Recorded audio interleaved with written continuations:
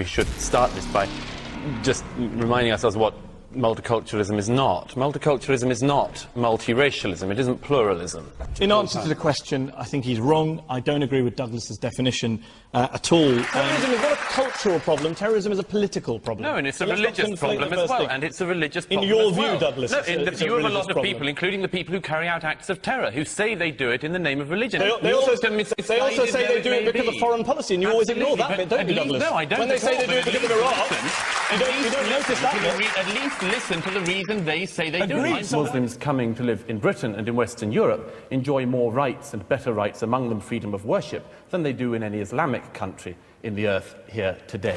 As a Muslim female, okay, my parents might not let me go somewhere late at night because people are racist to me. They tell me to go back home and they hurt me. I got hit by 2 white guys and they laughed at me because I'm a Scafi, okay? And I think the sort of myths people like you put in the public arena, and I've heard other similar arguments from BNP and all that kind of stuff, they think it justifies their argument by saying, well, Islam treats 50% of its population in a really derogatory and whatever way that you like to explain it. Britain is giving aid to these countries in Africa. It's judicious for them to give this much money to these countries, but without even listening to their needs.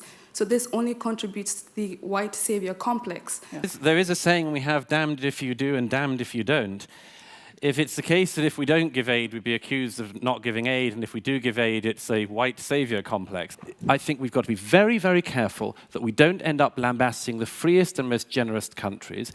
From silencing Mehdi Hasan on multiculturalism to obliterating Muslim activists on racism, immigration, and Islam with undeniable facts, you're about to witness intellectual beast Douglas Murray tackle head-on with Muslim activists. These debates are straight fire.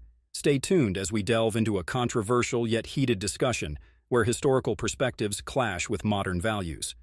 Grab your seat and join the conversation on a topic that demands our attention. Let's dive into the heat of the first debate. A person from the audience asked Douglas about multiculturalism. Do you agree with David Cameron that multiculturalism in the UK has failed? So back then, Prime Minister David Cameron criticized multiculturalism in the UK, saying it has failed. This is the speech that David Cameron made this week, where he talked about the doctrine of state multiculturalism, that had encouraged different cultures to live separate lives. We've failed to provide a vision of society to which they feel they want to belong. We've even tolerated segregated communities behaving in ways that run completely counter to our values. Now let's see what Douglas has to say about it. He first states that he also agrees with the Prime Minister, and then kicks off by clarifying a common misconception. But first, do not forget to like, share, and subscribe.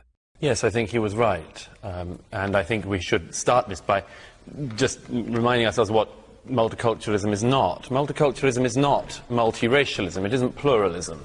For years, the multicultural policy has been able to glide along, in part because of that misunderstanding. Because of the misunderstanding that when you talk about multiculturalism as a policy, what you're talking about is solely immigration, or multiracialism, or so on. It's allowed itself an incredible easy ride, not least by the fact that this confusion has meant that any critic of multiculturalism has been immediately decried for years now. On this, the host asked Douglas what he understands by multiculturalism. Now please pay attention, as Douglas said something that all of us have to mull over. Multiculturalism as a policy, multiculturalism is the following. It is the idea that there is effectively no such thing as British society or British culture. There are simply different communities which you're born into. If, for instance, you're born into a community from an Asian background, you will be treated by government throughout your life as a member of the Asian community. If you're born into some other racial or religious grouping, you'll be regarded in that way. And that anything in that group could be different from what the norm in society goes on. Let me give one quick example. And with that, we all have to agree on what Douglas has just said. We cannot deny that in the UK, there is effectively no such thing as a unified British society or culture. Instead, people from different communities coexist, and each adhering to their own cultural traditions. Multiculturalism, in its current form, creates silos rather than fostering a cohesive society. It's high time we consider this thought-provoking issue. Douglas further clarifies his point by providing a clear example. Quick example I gave in an article yesterday in the Wall Street Journal. It's been quite commonly known in recent years, for instance, that girls of Pakistani origin have, at the age of 16, been taken out of British schools and married to older men. Now, If a white girl of 16 over recent decades had been married against her will to some randy old pervert who wanted to have his way with her, the state would have stepped in. It would have rightly said that that was an outrage. But, lo and behold, 16-year-old girls of Asian origin disappearing from their schools, nobody wanted to mention it because it could be thought to be racist. The idea was that there are different values for different people in society, and there is nothing more divisive than that, and I'm glad that David Cameron has called time on it. Now let's see what Douglas's opponent, Mehendi Hasan, has to say, as it clearly seems he opposed Douglas. But before that, let's first ponder on what Douglas just stated, and I must say that's a phenomenal way to illustrate that different societies uphold different values. And for instance, consider another such thing: female genital mutilation, FGM, in some Asian and African countries. It might shock you to learn that over 230 million girls and women alive today have undergone FGM in 30 countries across Africa, the Middle East, and Asia, where it is practiced.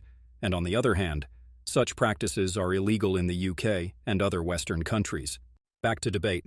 Let's go back to Douglas as he confronts the elephant in the room. I mean, both of the left-wing people on the panel tonight, Mehdi and Jackie Smith, if you can still call Labour members left-wing, but both of them have done the same thing the left always does on this. You try to have a discussion about the failure of multiculturalism, and you have the BNP thrown in by Mehdi. Told, well, the BNP member congratulated him. At least concede, Mehdi, all sorts of crazy and horrible and disgusting people can jump on a bandwagon without meaning that it's the wrong thing to have said. Maybe they're just opportunists. I suspect they are. Douglas is absolutely right, and let me quickly state this: discussions on multiculturalism often get derailed by linking them to far-right extremism. And thereby, it's essential to have open and honest discussions without immediately shutting down by such diversions. Now, back to Douglas, where he further elaborates his point. Maybe they're just opportunists. I suspect they are. And Jackie then throws in the example of the EDL. Do you really think, Jackie, that was what David Cameron was aiming to do? I mean, a couple of, 100 people marching in Luton does not mean the Prime Minister of Britain should not be making a speech about a very serious matter. And this is a problem. The debate by the left is always attempted to be shut down by associating it with far-right extremists and racist groups instead of having a frank and honest. Now, please pay attention to this part. When one person got up and asked, the root cause of terrorism is bad teaching in religious schools, and that has to be addressed fundamentally. Let's hear Mehendi Hasan's response on this, and wait until he said something that heated the whole conversation. We didn't get into this, but one of my other objections to David Cameron's speech is the idea: you want to give a speech on multiculturalism, give a speech on multiculturalism. You want to give a speech on counter-terrorism, give a speech on counter-terrorism. Don't pretend they're one and the same thing. Now, the moment unfolded where he stated terrorism is a political problem and not a cultural problem. Terrorism is not a cultural problem, terrorism is a political problem. Douglas, without missing a beat, immediately fired back with his argument. No, and it's a religious problem as well, and it's a religious problem in your as well. view, Douglas. No, in the view of a lot of people, including the people who carry out acts of terror, who say they do it in the name of religion. They also say they do it because of foreign policy, and you always ignore that bit, don't you, Douglas? No, I don't. When they say they do it because of Iraq, you don't notice that bit. At least listen to the reason they say they do it. Agreed. So why didn't he talk about foreign policy in his speech on Saturday? I'm willing to talk about foreign policy, as would David Cameron be. But you cannot keep on pretending that there is no religious component to the terrorism, because there is. I thought you said it was cultural. Here Douglas drops the truth, as it's the terrorists who claim they're acting in the name of religion. To back him up, let's drop C-truth bombs. Groups like ISIS and Al-Qaeda proudly declare their violent acts are for establishing a caliphate under their version of Islamic law. They even quote Quranic verses and hadiths to justify their brutality. That's it for this debate. Now we are heading towards more intense debate, and stay tuned to the end to find out how he destroyed each one of them. So first, a lady from audience stands and questioned Douglas. Okay, I want to take very quick ones then. Okay, this lady here. I just want to make a quick comment to the throwaway comments made by Douglas Murray about Muslim women and Islam and its way it treats women. And I think that Muslim women are quite capable of speaking for themselves. And I think the sort of myths people like you put in the public arena, and I've heard other similar arguments from BNP and all that kind of stuff, they think it justifies their argument by saying, well, Islam treats 50% of its population in a really derogatory and whatever way that you like to explain it. Another lady from the audience showing great passion stood up and asked, Just a comment to you, what you said about women. I think, first of all, that's really misleading because you're getting culture confused with religion. And if you just take a moment to look into the Quran, you'll see the Quran gave women rights long before women in Europe started burning bras for their own rights. And you'll also see that actually in the Quran it encourages women to seek education, it protects us from violence, and it actually gives us rights in marriage. All right, okay. So you're very wrong. Another gentleman from the audience, who got applause from the audience, flung another question. You talked about how Europe has dealt with this problem, and what you basically have alluded to in the 6 minutes that you had are that Muslims are a problem. And you're from the organization called the Center for Social Cohesion, and it's worrying that to have you talk about these things in this manner. What you are basically alluding to is that Muslims are external to Europe, and it's worrying that you see it that way, because then that means there is no chance of there being any solution to any problem, or Muslims being seen as a part of Europe and being seen as European citizens. Thank you. Now let's see how Douglas's epic response and how he gives it back. Thank you. Well, first of all, just to pick up on a couple of people, particularly women, who've said about the terrific things that Islam gives women in terms of rights. The first thing is, yes, in 7th century Arabia, some of this was progressive. In 21st century Britain, it is not. And you have to make that fundamental admission that the Quran is not a document for women's rights in Europe in 2010. It is not. So for the lady with hat, he first teaches some facts, and when another woman argues about Islam giving rights to Islamic women, and how Quran grants women rights, and encourages them to seek education, suggesting that any oppression they face is cultural rather than religious. However, Douglas Murray counters this view by noting that while the Quran does include verses that seemingly grant women certain privileges, like access to education and some marital protections, but how this even matter if these rights are often eclipsed by other Quranic mandates and hadiths and other Prophet Muhammad's teachings, which enforce disparities in treatment. Like you can see in matters of inheritance only, a woman's share is commonly half that of a man's, and in legal testimony, the testimony of 2 women holds equal weight to that of 1 man. But back to Douglas. Secondly, why is it that only Islamic societies and mosques in this country are places which teach and preach hatred of other minorities? That indeed true, and he continues. Every single week in this country,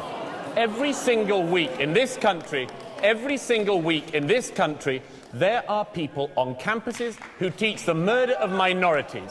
Last week, it was somebody who calls for the murder of apostates. The week before, at another university, it was somebody who believes the Jews are fair game. This is not tolerable. It is not tolerable for Muslims. It is not tolerable from anyone else. You, I hope, would agree with me that any minority that engaged in such hatred and bigotry should be criticized. Don't pretend that the cloak of Islam and Islamic belief and religious fervor means that people like us cannot say that people who call for the murder of minorities are not mainstream, are not acceptable, and have to be critiqued. That brutal from Douglas, and wait for a second, and give it thought what he just said. As we all will agree by that all and those who disagree with this, I have a genuine question. If Islam is indeed a religion of peace, why is it that every major terrorist organization we hear about is linked to Islam rather than any other religion? Now let's back to another lady wearing a headscarf from the audience panel shared her personal experience with racism. But first, she said something which is very proactive in the way by claiming Douglas Murray as the problem. British female, I love this country and I give this country. Now you're calling me a problem. I don't think I am. I think you are. Then she demands an answer. She spoke about being attacked and called by derogatory names because of her headscarf, highlighting the prejudice she faces daily. Second point is, as a Muslim female, okay, my parents might not let me go somewhere late at night because people are racist to me. They tell me to go back home and they hurt me. I got hit by 2 white guys and they laughed at me because I'm a scoffy, okay? Last point is to Mr. Fleming, about the point where you said about the religion, changing religion. Every person has the right to. No one says anything about that. But if you had a daughter or a son that wanted to become a Muslim, would you be happy about that? I don't think so. Upon which Douglas replies, initially about children wanting to be Muslim, he says, no, of course it wouldn't bother me. No, of course it wouldn't bother me. Then he talks about the very crucial matter to talk about, and it is also the high time we all must understand this. I mean, I would hope that if somebody has access... Look, what Fleming and I are arguing for is that People have the right to access all of the kind of opinions, all of the knowledge that they can. That means, among other things, having, for instance, access to all of the criticism that should be written of the Quran and of Islam. And if they weigh up after knowing all of these things and having access to all of them that they would like to become Muslim, I don't have a problem with that. All right. Now, I completely agree with Douglas Murray on this one. Freedom of speech is the cornerstone of Western civilization. It allows people to express ideas, challenge prevailing norms, and foster innovation and progress show ever. Freedom also means that people will inevitably encounter opinions and expressions that they find offensive. The appropriate response is not to demand censorship or special protections, but to engage in dialogue and debate. A notable example of the clash over free speech involves the publication of cartoons depicting the Prophet Muhammad. These cartoons, first published in a Danish newspaper in 2005, sparked global protests and debates about the limits of free speech. While many in the Muslim community found the cartoons deeply offensive, the broader. Murray emphasizes that, while prejudice and attacks are unacceptable, this should not be conflated with the right to critique ideas and religions through free speech. Upholding free speech is vital, but so is fostering a respectful and inclusive society. Okay, let's head on to another. But believe me, something even more interesting is yet to come. Firstly, a young man in the audience claims that the main reason migrants are moving to Europe is because wealth is moving out of the developing world, in form of debt repayment to the developed world. Hi, I'm Hamad Abu Hawash. I'm a senior at Georgetown University. And my question is to Mr. Douglas Murray. And before I ask my question, I just want to say, you said no sound bites, but then you said the developing world cannot move to the developed world. I don't know what that's about. I said it before. My question is, since you brought up migration from the developing world, I'd like to ask you this. Every year, the developed world sends about $300 billion of aid to the developing world, but the developing world sends back trillions in debt repayments to the developed world. Now, don't you think that this is the main reason why migrants are moving to Europe? Because money is moving out of the developing world. Wealth is leaving the developing world and moving to the developed world, to build on what Lamont Hill said. Don't you think this is why people are moving to the Western world, to the developed world? Douglas first admitted that the solution isn't quite simple. Then he begins cut straight to the heart of the matter with these pointed rhetorical questions. No, I don't. Again, I repeat the fact there are no simple answers. And if it was simply the fact that you could, I don't know, do a debt default or something and solve the whole migration issue, then that would be great. But it just isn't the case. You think that if for instance, all African countries were allowed to default on debt, that they'd become burgeoning, flourishing societies? You think that the problem across, for instance, sub-Saharan Africa isn't just unbelievable greed and theft by politician after politician? And Douglas does not stop here. And you think that if you just wrote off the debt, that would stop being an issue and everyone would become transparent and clean in their dealings with money? I mean, the problems are much deeper than this. They're much deeper than just a simple solution like that. Now hold on and see historically. Europe colonized foreign countries for various reasons, from escaping persecution to seeking wealth and economic gain. But it's all too easy to accept biased information and not keep an open mind. It's simply not true that only European nations conquered and colonized others. Every region has committed similar acts if you look back far enough. And think twice before saying that colonialism was just a Western thing. Then, for those I would say consider the Ottoman Empire, one of the largest and most impactful empires in history. And really, Turkey has to do something with the West. Now, back to debate. Fellow debaters sitting across from Douglas, another anti-Europe activist made a point which drew everyone's attention. We call brown people migrants. We call white people who go abroad to work expats. This is really important, right? Upon which Douglas have said something that didn't debunk all the claims, but it certainly made us all think. Firstly, by the way, migrants versus expats, there's a very clear reason. It's expected, rightly or wrongly, that expats don't stay in the country and bring up their families and stay for generations.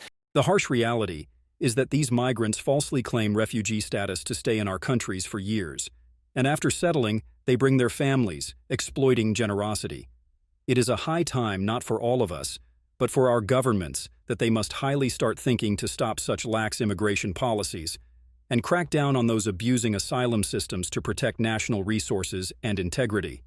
Next, Douglas faces everyone on stage, taking a jab at Europeans and posing a question that leaves the entire audience stunned.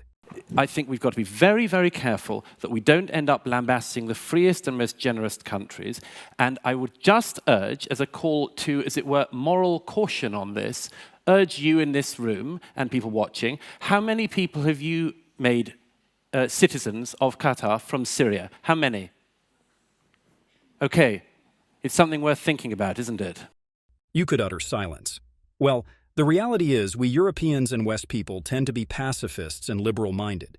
We naively assume everyone is as kind, respectful, and educated as we are because we turn our blind eye and avoid the truth. As the harsh truth is, we opened our borders to people who despise us. The very individuals from the East and South whom we financially support actually detest us and our culture. Let's face Islamic world often view Western liberal culture with disdain, considering it degenerate and pornographic. Many Muslims see the West as morally corrupt, promoting sexual promiscuity, secularism as theses, all of which are not aligned with their Islamic values. Now watch as Douglas Murray tackles an accusation aimed at Europe and to all white people about that their efforts in Africa are just a white savior complex. Shocking, right? A Muslim woman from the same debate named Asma from Kenya turned to Douglas and said, Good evening, my name is Asma and I'm from Kenya.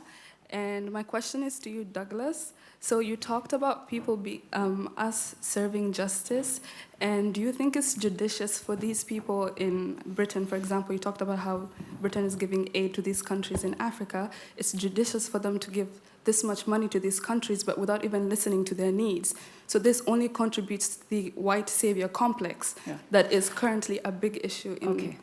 Now here is how Douglas responded to this sort of accusation. He straight up wasn't having any of it. Well, there is a saying we have, damned if you do and damned if you don't.